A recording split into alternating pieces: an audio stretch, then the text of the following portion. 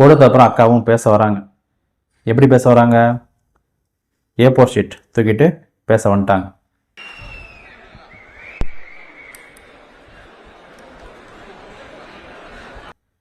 அதில் அவங்க வந்தோடனே விஷயம் சொன்னாங்க. என்ன சொன்னாங்கன்னா, நம்மலாம் இத்தனை பேர் வந்திருக்கும்ல, இத்தனை கிலோமீட்டர் தாண்டி இங்கே சேலத்தை நம்ம கூடியிருக்கோன்னா அதுக்கு என்ன காரணம் நினைக்கிறீங்க?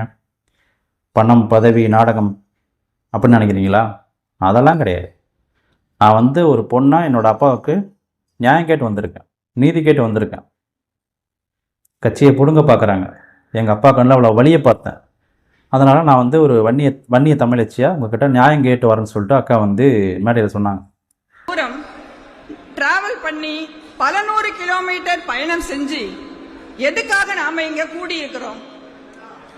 பதவிக்காகவா? இல்ல பணத்துக்காகவா? இல்ல ஒரு சில கும்பல் போல நாடகம் ஆடவா? மக்களை ஏமாத்தவா? இல்லவே இல்லை.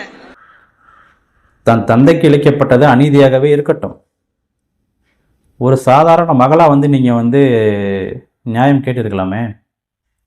எதற்கு உங்களுக்கு செயல் தலைவர் பதவி, பசுமை தாய்? இதோட ஃபுல் வீடியோ நம்ம யூடியூப் சேனலில் போட்டிருக்கோம். எல்லாரும் அங்கே விசிட் பண்ணி பாருங்கள்.